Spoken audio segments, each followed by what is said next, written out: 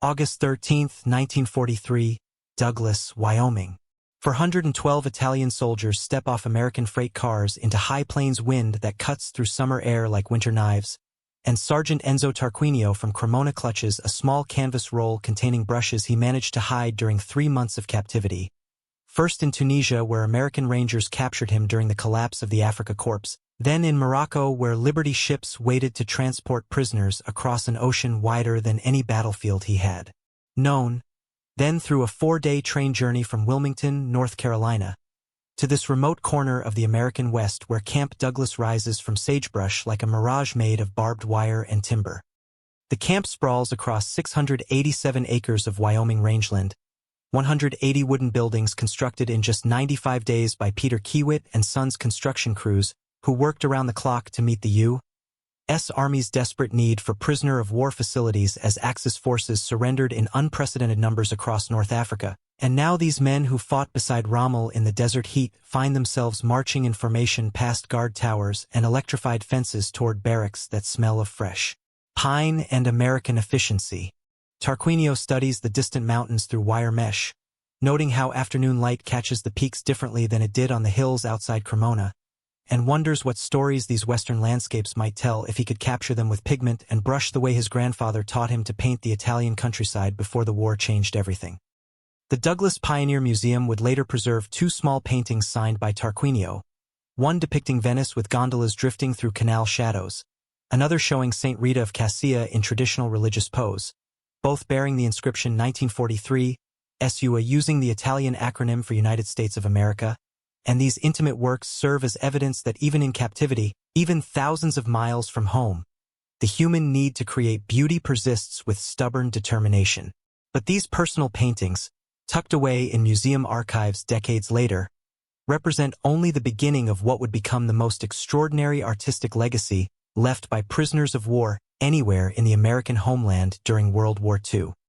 The Italian prisoners arriving at Camp Douglas in August 1943 carry with them the dust of Tunisia, where Allied forces captured more than 250,000 German and Italian troops in what military historians would call one of the most decisive victories of the North African campaign. A crushing defeat that opened the Mediterranean to Allied shipping and set the stage for the invasion of Sicily just weeks before these men found themselves boarding trains in American ports. Among the 412 Italians walking through the gates of Camp Douglas are Major Antonio Bernardini and 4 captains who command respect even in captivity, 22 lieutenants who maintain military bearing despite their circumstances, and enlisted men who range from farm boys conscripted from Sicilian villages to seasoned veterans who fought across 3 continents under the banner of Mussolini's empire. The camp commandant, Colonel James Mitchell from Fort Leavenworth, addresses the new arrivals through an interpreter, explaining the rules and regulations that will govern their lives in accordance with the Geneva Convention of 1929, which requires that prisoners of war be treated humanely and given opportunities for meaningful work, education, and recreation. Mitchell, a career Army officer who served on the Western Front during the Great War, understands that these men are soldiers who fought bravely for their country, and while security remains paramount, he believes that treating prisoners with dignity serves American interests better than brutality or neglect, especially since American prisoners in German hands depend on reciprocal treatment from their captors.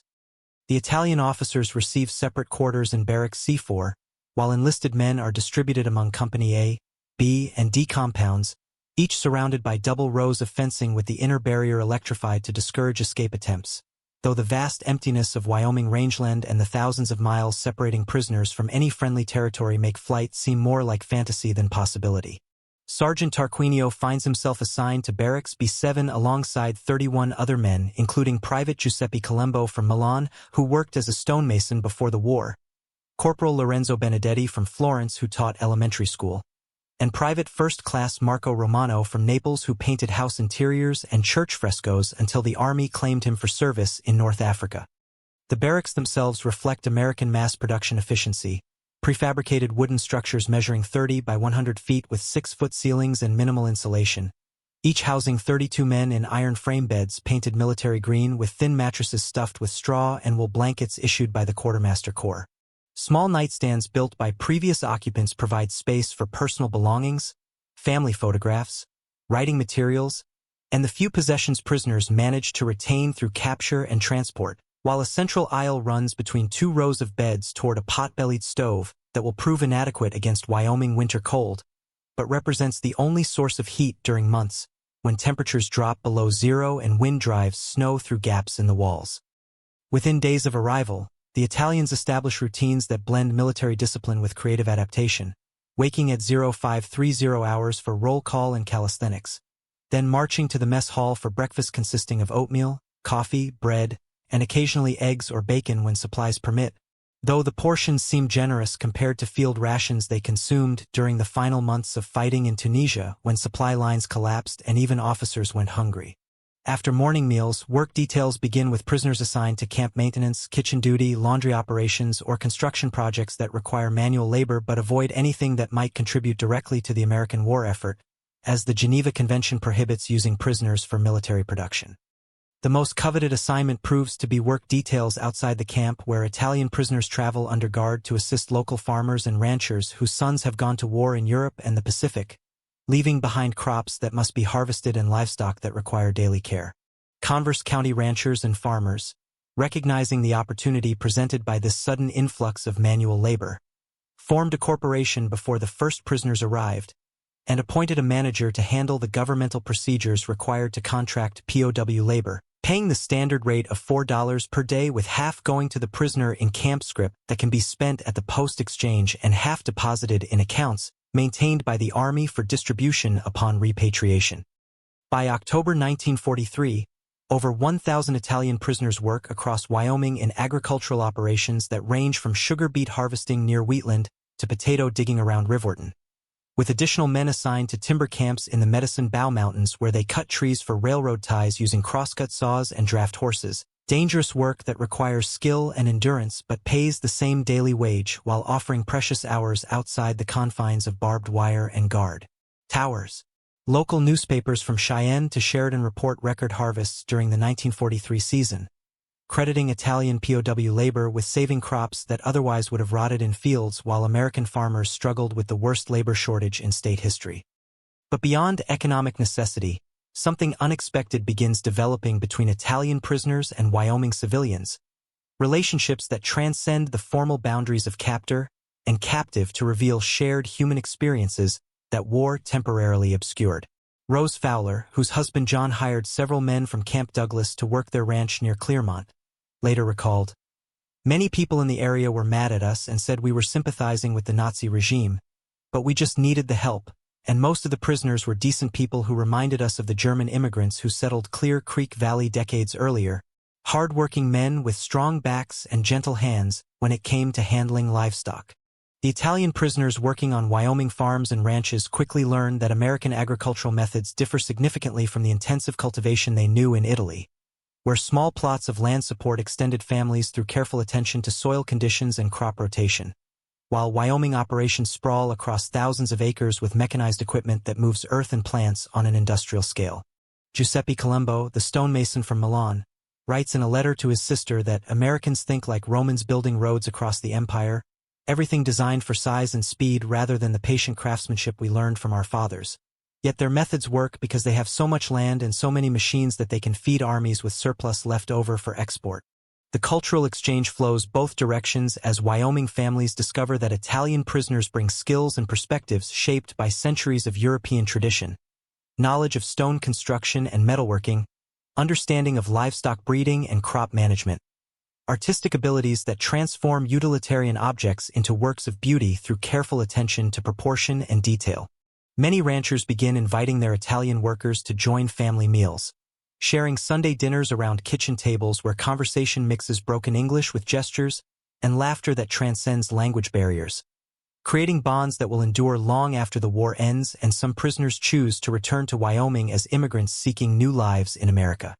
But the most remarkable transformation occurs not in fields or pastures but within the walls of Camp Douglas itself, where Italian prisoners begin creating art and culture that reflects their unique position as enemy soldiers experiencing American hospitality, while painting their own vision of the mythical Wild West they encounter only through books and movies. Father Giuseppe Torretti, a Catholic chaplain of Italian descent assigned to provide spiritual guidance to the prisoners, arrives at Camp Douglas in September 1943 carrying a collection of musical instruments donated by churches in Cheyenne and Denver, violins and mandolins, an accordion, drums, and a small organ that requires manual pumping but produces rich tones suitable for religious services and secular entertainment. Father Toretti, whose grandparents immigrated to Colorado from Sicily in the 1890s, speaks fluent Italian and understands the homesickness that gnaws at men separated from families by war and ocean, the particular loneliness that comes from hearing familiar songs in foreign accents or tasting food prepared with unfamiliar spices. He establishes a small Catholic church in the camp theater, a multi-purpose building that serves for movie screenings, lectures, and now religious services where Italian prisoners gather each Sunday to hear Mass in their native language, to sing hymns that connect them to parishes in Cremona and Milan and Naples where their families pray for their safe return. The theater building, constructed like other camp structures from standard army plans, measures 40 by 80 feet with a raised stage at one end and folding chairs that can accommodate 350 people. Though for religious services the Italians prefer to stand during certain portions of the Mass in accordance with traditions that predate their grandfathers' grandfathers. But more than religious observance, the theater becomes a space for cultural expression where prisoners organize musical and theatrical productions using costumes sewn from empty flour sacks, props constructed from scrap lumber and canvas, lighting improvised from camp electrical systems that sometimes work and sometimes plunge performances into darkness that forces actors to continue by memory and instinct. Lorenzo Benedetti, the former elementary school teacher from Florence, emerges as director and playwright for theatrical productions that range from classical Italian comedies to original works, written in camp that blend memories of home with observations about American life, creating a unique form of prisoner of war literature that captures the surreal experience of enemy soldiers learning to appreciate the humanity of their captors. One particularly popular production, a comedy titled Cowboys and Contadini, features Italian farmers transported by magic to the American West where they must learn to ride horses and handle cattle, while teaching cowboys the finer points of winemaking and olive cultivation. A cultural exchange that mirrors the real relationships developing between prisoners and Wyoming ranchers. The musical performances prove equally inventive as Father Toretti's instruments find their way into Italian hands that transform American folk songs into Mediterranean melodies, creating fusion arrangements that blend Home on the Range with Neapolitan love songs, Red River Valley, with Sicilian harvest chants, creating something entirely new that belongs neither to Italy nor America but to this specific moment when men from opposite sides of a global war discover common ground in the universal language of music. Private Marco Romano, the house painter from Naples who decorated church interiors before the army claimed him, possesses a tenor voice that fills the theater with operatic power, leading group singing that draws audiences from the American military personnel stationed at the camp and occasionally local civilians who receive special permission to attend performances. These musical and theatrical activities serve purposes beyond entertainment, providing psychological outlets for men coping with the stress of captivity while creating opportunities for intellectual and artistic development that the Geneva Convention requires but many POW camps struggle to provide effectively. The Italian prisoners at Camp Douglas, many of whom received limited formal education before the war, attend English language classes taught by American officers, participate in discussions about American history and government, and organize their own lectures on Italian art, literature, and regional traditions that broaden cultural understanding among captors and captives alike. But the most enduring legacy of Italian creativity at Camp Douglas begins when Sergeant Enzo Tarquinio approaches Father Toretti with a proposal that seems almost impossibly ambitious given their circumstances. Tarquinio has been observing the Officers' Club, a rectangular building measuring 37 by 132 feet that serves as a social center for American military personnel stationed at the camp, and he notices that the interior walls, covered with utilitarian Celotex panels, present perfect surfaces for large-scale mural painting if he can obtain permission and materials from the camp commandant. Colonel Mitchell, when approached through proper channels by Father Toretti, initially expresses skepticism about allowing enemy prisoners to decorate American military facilities. But the chaplain argues persuasively that such a project would provide meaningful occupation for skilled artists, while potentially creating something of lasting value that might improve morale for both prisoners and guards during the long winter months ahead. Moreover, the subjects Tarquinio proposes, Scenes of the American West drawn from popular illustrations and Hollywood movies seem appropriately patriotic and unlikely to contain subversive messages or hidden communications that might compromise camp security. After consulting with his superiors at the 7th Service Command Headquarters in Omaha, Colonel Mitchell grants permission for the mural project with specific conditions that reflect military concerns about security and propaganda. The Italian artists must work only during daylight hours under direct supervision, use only paints and brushes provided by the camp administration,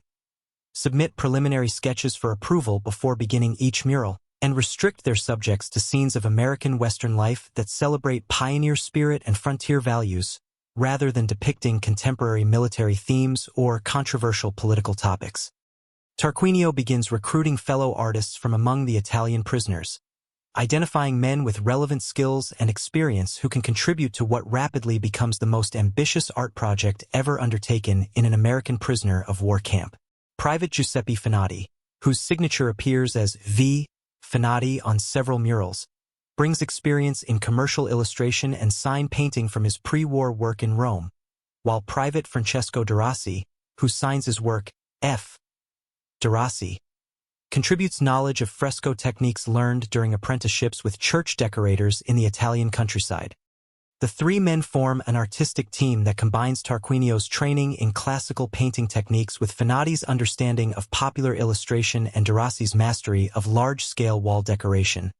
creating a collaborative approach that allows them to work efficiently while maintaining consistent quality across multiple murals. They spend weeks studying American Western art reproductions available in the camp library,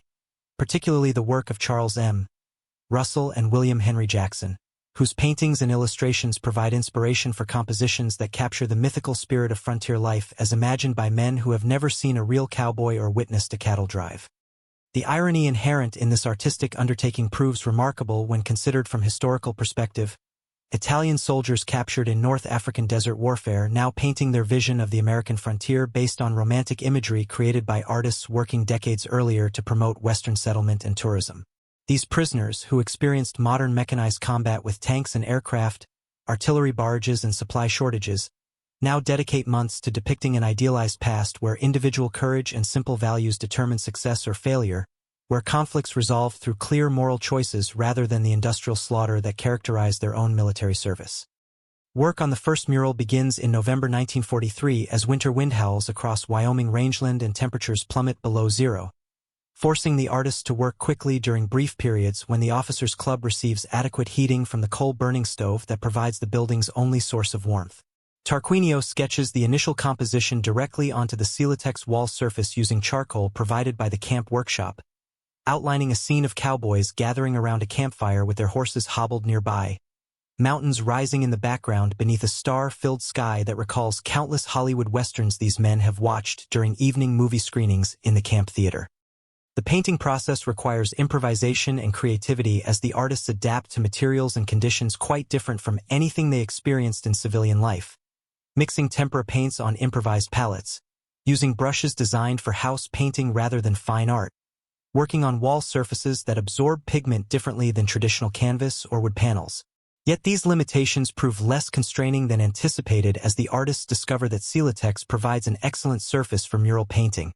accepting paint evenly and allowing for subtle color gradations that create depth and atmosphere in their compositions. As word of the mural project spreads throughout Camp Douglas, both American personnel and Italian prisoners begin visiting the officers' club to observe the work in progress, creating an informal art gallery where cultural exchange occurs through visual communication that transcends language barriers. American officers express surprise at the technical skill displayed by these enemy soldiers,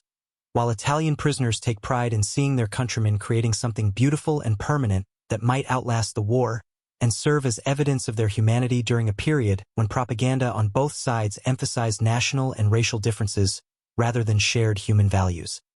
The first completed mural depicts a scene that would become iconic in American Western art: cowboys on horseback driving cattle across an open range with distant mountains providing dramatic backdrop. Yet the Italian artists bring European sensibilities to this quintessentially American subject matter, paying careful attention to atmospheric perspective and color harmony in ways that reflect classical training while adapting to the demands of popular illustration. The composition balances action and contemplation, movement and rest, capturing both the energy of frontier life and the vast silence of Western landscapes that impressed every visitor to this remote corner of America. Encouraged by positive reception of their initial effort, the three artists continue working throughout the winter months, completing mural after mural with subjects that range from Native American chiefs smoking peace pipes to frontier stockade forts surrounded by hostile territory, wagon trains crossing the prairie to Old Faithful geyser erupting before an audience of cowboys who represent the intersection of natural wonder and human exploration. Each painting demonstrates increasing confidence and technical mastery as the artists adapt to their materials and develop collaborative working methods that allow them to complete large-scale compositions efficiently while maintaining consistent quality and style. The most ambitious mural depicts a saloon scene with cowboys gathered around a poker table while a bartender serves drinks and a musician plays piano in the background. A composition that requires careful attention to interior lighting effects and multiple figure poses that challenge the artist's ability to create convincing human drama within the constraints of wall painting. Tarquinio handles the central figures around the poker table, using his classical training to create convincing anatomy and facial expressions, while Finati contributes his commercial illustration experience to details like whiskey bottles and playing cards that add authenticity to the scene, and De Rossi applies his fresco experience to background architecture and atmospheric effects that unify the composition. Yet perhaps the most remarkable aspect of these murals lies not in their technical execution but in their cultural significance as expressions of how enemy soldiers perceived American values and mythology during a period of intense global conflict. These Italian artists, captured while fighting against American forces, now spend months creating visual celebrations of American frontier spirit, pioneer determination, and democratic ideals that transcend national boundaries to embrace universal human aspirations for freedom and opportunity. The mural depicting Independence Rock, the famous Wyoming landmark where pioneer travelers carved their names during westward migrations of the 19th century, provides particularly poignant commentary on themes of journey and destination, separation and reunion, temporary hardship and ultimate homecoming that resonate powerfully with men who find themselves thousands of miles from home with uncertain prospects for return. The artists paint the massive granite formation with careful attention to geological detail while surrounding it with wagon trains and mounted travelers who represent the continuing American migration toward new opportunities and better lives. As winter gives way to spring in 1944, the mural project nears completion with 16 large paintings covering the interior walls of the Officers' Club, transforming a utilitarian military building into an art gallery that attracts visitors from across the region, including military personnel from nearby installations. Local civilians granted special permission to view the work, and war correspondents who write articles about this unexpected cultural achievement emerging from a prisoner of war camp in remote Wyoming. The murals gain recognition not only for their artistic merit, but as symbols of how American treatment of prisoners reflects democratic values that distinguish the United States from totalitarian enemies who routinely abuse and murder captured soldiers. Father Toretti, observing the positive impact of artistic expression on prisoner morale and camp atmosphere, begins organizing additional cultural activities that expand opportunities for creative expression while strengthening bonds between Italian prisoners and their American guards. A camp newsletter, written in both English and Italian, provides a forum for literary expression and cultural exchange, featuring poetry by prisoners, articles about Wyoming history and geography, translations of American folk songs, and updates about Red Cross activities and mail delivery that maintains connections between prisoners and their families in Italy. The newsletter also documents the growing economic contribution of Italian prisoner labor to Wyoming's agricultural and timber industries, reporting that during the 1944 growing season, over 1,500 Italian POWs work on farms and ranches across the state, contributing essential labor that allows Wyoming to increase production of sugar beets, potatoes, wheat, and livestock despite the absence of local workers serving in military forces overseas. The economic impact proves so significant that Governor Lester Hunt writes to the War Department requesting that POW labor programs continue as long as possible to support agricultural production essential to the war effort. But economic considerations become secondary when news arrives in July 1944 that Marshal Pietro Badoglio's government in Italy has formally declared war on Germany. transforming Italian prisoners at Camp Douglas from enemy captives to potential allies whose status under international law requires immediate reevaluation. The announcement creates confusion and uncertainty as American officials struggle to implement new policies regarding Italian POWs who technically no longer represent an enemy nation, though they remain confined pending repatriation to Italy, where civil war continues between German-supported fascist forces and Allied-supported government troops. The status change allows Italian prisoners to volunteer for service in Italian service units that provide non-combat support to American military operations, including work at supply depots, hospitals, and transportation facilities where their skills and experience contribute directly to the Allied war effort. Approximately 90% of Italian POWs at Camp Douglas volunteer for ISU service, demonstrating their willingness to support the fight against Germany while earning improved housing, uniforms, and wages that reflect their new status as Allied personnel rather than enemy prisoners. However, the ISU program also means that many Italian prisoners will transfer to other facilities closer to major military installations where their services are most needed, effectively ending the artistic and cultural community that developed at Camp Douglas over the past year. Sergeant Tarquinio receives orders to report to Camp Shanks in New York for eventual repatriation to Italy, where he will serve with Italian forces fighting alongside Allied troops in the continuing campaign against German occupation forces, bringing his artistic career as a prisoner of war to an abrupt conclusion just as the murals achieve recognition as significant examples of POW art. The departure of Italian prisoners in July 1944 leaves Camp Douglas temporarily empty before the arrival of German POWs captured during the Normandy campaign and subsequent fighting in France, men whose attitudes and behavior prove markedly different from the Italian prisoners who preceded them. While many German prisoners adapt well to camp life and establish positive relationships with American guards and local civilians, others maintain rigid Nazi ideology and create disciplinary problems that require segregation and additional security measures to prevent violence against prisoners who seem too friendly with their American captors. The German prisoners show little interest in the Italian murals decorating the officers' club,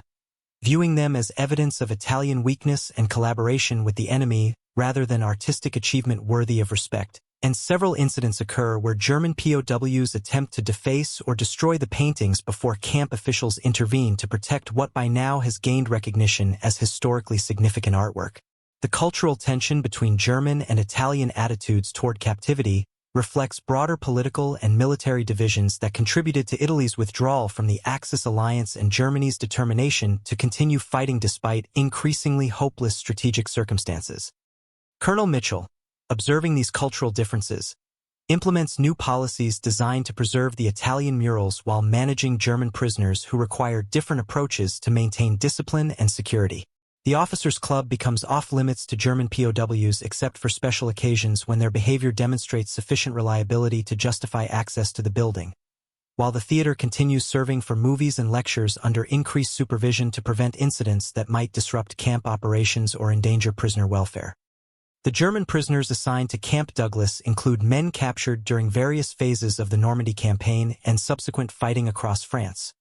representing different branches of the German military and varying levels of commitment to Nazi ideology, creating complex dynamics within the prisoner population that require careful management to prevent conflicts between hardcore Nazi supporters and other Germans who recognize that the war is lost and seek only to survive until repatriation becomes possible. Some German prisoners, particularly those with technical skills or university education, show interest in English language classes and American cultural activities,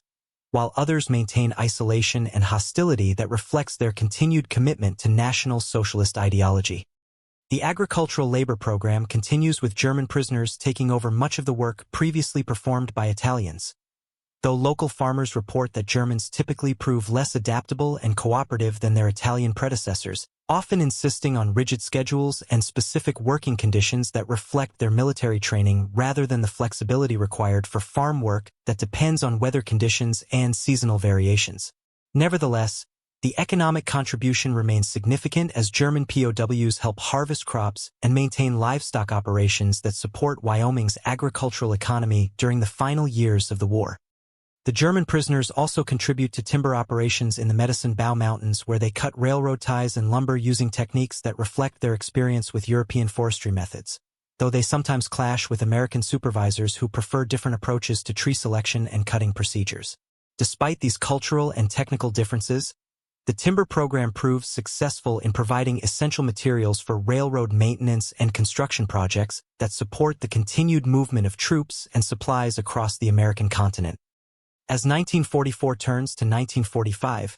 news from Europe confirms that Germany faces inevitable defeat as Allied forces advance from both east and west while strategic bombing devastates German industrial capacity and transportation networks. Yet many German prisoners at Camp Douglas continue to express confidence in ultimate German victory through secret weapons or political developments that will somehow reverse military realities. This persistent optimism, often maintained despite overwhelming evidence to the contrary, creates psychological tensions within the prisoner population and complicates efforts to prepare Germans for eventual repatriation to a homeland that may bear little resemblance to the country they left as conquering soldiers. The contrast between German and Italian attitudes toward American captivity becomes most apparent during cultural activities where Italian prisoners enthusiastically participated in theatrical productions and musical performances that brought pleasure to both prisoners and guards, while German prisoners tend to organize their own separate activities that emphasize maintaining German identity and military traditions rather than exploring American culture or building relationships with their captors. This difference reflects broader cultural and political factors that influenced how different European nations experienced the war and adapted to changing circumstances as military fortunes shifted decisively in favor of the Allied powers. Meanwhile, the Italian murals in the Officers' Club continue attracting attention from visitors and officials who recognize their historical significance as perhaps the only surviving examples of Italian POW art in the United States. Unique cultural artifacts that document how enemy soldiers perceived American values and mythology during a period of intense international conflict. Plans begin developing to preserve the building and its artistic contents as a historical site that might educate future generations about the complex human dimensions of warfare that transcend simple categories of friend and enemy, victor and defeated. The recognition of artistic and historical value represented by the Italian murals reflects broader changes in American attitudes toward former enemies as the war draws to a close and attention shifts to post-war reconstruction and international cooperation, processes that require former adversaries to discover common ground and shared interests that make peaceful coexistence possible. The positive relationships that developed between Italian prisoners and Wyoming communities provide models for how former enemies might become allies and friends through personal contacts that reveal shared humanity beneath political and military divisions. Father Toretti continues serving the religious and cultural needs of prisoners at Camp Douglas, while also documenting the artistic and musical achievements of Italian POWs for historical records that will preserve evidence of this unique cultural flowering that emerged from the unlikely circumstances of enemy soldiers creating art in American captivity. His photographs of the murals and recordings of musical performances constitute invaluable historical evidence of how creativity and cultural expression provided psychological sustenance for men coping with the stress and uncertainty of imprisonment thousands of miles from home. The chaplain also maintains correspondence with some of the Italian prisoners who transferred to other facilities or returned to Italy, creating a network of former POWs who share memories of their time at Camp Douglas and the artistic projects that provided meaning and purpose during months of confinement. These relationships, maintained through letters and occasional visits, demonstrate how the bonds formed between captors and captives can endure beyond the immediate circumstances that created them, contributing to international understanding and cooperation that supports peaceful relations between former enemies. As the war in Europe approaches its conclusion in spring 1945, preparations begin for the repatriation of German prisoners at Camp Douglas, a complex logistical undertaking that requires coordination between American military authorities, international relief organizations, and German officials representing whatever government emerges from the collapse of the Nazi regime. Many German prisoners express anxiety about returning to a homeland devastated by bombing and occupation, uncertain about the fate of their families and communities, while others anticipate reunion with loved ones and the opportunity to participate in rebuilding their country under democratic governance. The repatriation process proves emotionally challenging for both prisoners and their American guards, many of whom developed personal relationships despite the formal barriers of nationality and military allegiance that initially separated them, discovering common interests and shared values that transcended political differences and created genuine friendships. Some guards express surprise at their own emotional responses to prisoner departures, Having grown accustomed to daily interactions with men they initially viewed as dangerous enemies, but came to regard as fellow human beings caught in circumstances beyond their control. Local Wyoming civilians also experienced mixed emotions as German prisoners prepare to leave, particularly farmers and ranchers who relied on POW labor to maintain their operations during years when local workers served in military forces overseas, and some express appreciation for the contributions made by prisoners who worked diligently despite their circumstances while maintaining respectful relationships with their employers. The economic impact of POW labor proves so significant that some agricultural operations struggle to maintain production levels after repatriation removes this essential workforce, requiring adjustments to farming and ranching practices that continued affecting Wyoming agriculture for years after the war ended. The gradual departure of German prisoners during 1945 and early 1946 brings the Camp Douglas POW program to a conclusion as the facility transitions from active military installation to surplus government property that must be disposed of according to federal regulations governing the sale of wartime assets. Most of the camp buildings are dismantled and sold to private buyers who use the lumber and materials for construction projects across Wyoming, while the land itself returns to agricultural use as local ranchers expand their operations onto acreage that briefly housed thousands of enemy soldiers. However, the Officers' Club building, containing the 16 Italian murals that gained recognition as historically significant artwork, receives special consideration as community leaders and preservation advocates argue for maintaining this unique cultural resource that documents an important chapter in Wyoming and American history. The Douglas Junior Chamber of Commerce initially acquires the building before selling it in 1963 to Douglas Lodge No. 15 of the Independent Order of Odd Fellows, a fraternal organization that maintains the structure and protects the murals for nearly 5 decades while using the building for community meetings and social events.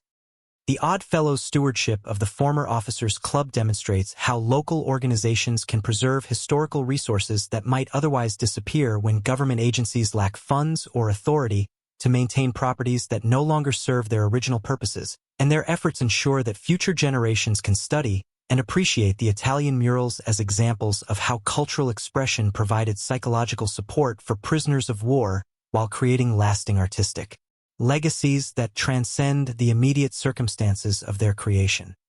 The story of Italian POWs at Camp Douglas represents just one example of how World War II brought together people from different nations and cultures under circumstances that revealed fundamental human similarities beneath surface differences of language, religion, and political allegiance, demonstrating that even in wartime, art and creativity can bridge divides and create understanding between former enemies. The murals painted by Enzo Tarquinio, Giuseppe Finati, and Francesco de Rossi constitute tangible evidence of this process. Visual documents that capture how Italian soldiers perceived American frontier mythology, while contributing their own artistic traditions to create something entirely new and uniquely meaningful. In 2012, nearly 70 years after the Italian artists completed their work, Wyoming State Parks acquired the former Officers' Club as a state historic site, ensuring permanent protection for the murals while creating opportunities for public education about the POW camp experience and its significance for understanding how democratic values influenced American treatment of enemy prisoners during World War II. The preservation of this site reflects growing recognition that the complex human dimensions of warfare deserve study and remembrance alongside military and political narratives that traditionally dominate historical accounts of armed conflict.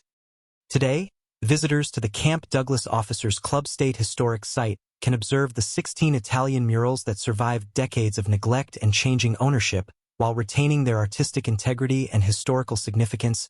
visual reminders of how creativity and cultural expression provided psychological sustenance for men coping with the trauma of combat, capture, and imprisonment far from home. The paintings continue inspiring reflection on themes that transcend their immediate historical context, encouraging contemporary viewers to consider how art and humanity persist even under the most challenging circumstances while building bridges between different cultures and nations. The legacy of Italian POWs at Camp Douglas extends beyond their artistic achievements to encompass broader questions about how democratic societies should treat enemy prisoners,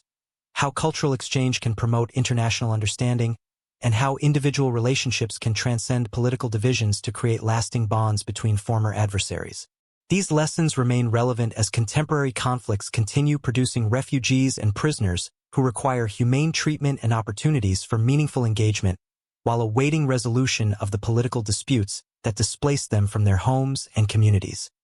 The Wyoming landscape surrounding the former Camp Douglas site has changed dramatically since 1943, when Italian soldiers first stepped off trains into high plains wind that carried the scent of sagebrush and the promise of unknown experiences. Yet the artistic legacy they created continues, providing insight into how human creativity adapts to challenging circumstances while building connections between different cultures and generations. Interstate 25 now cuts through portions of the original camp area, while housing subdivisions and commercial developments cover land that once housed thousands of enemy soldiers.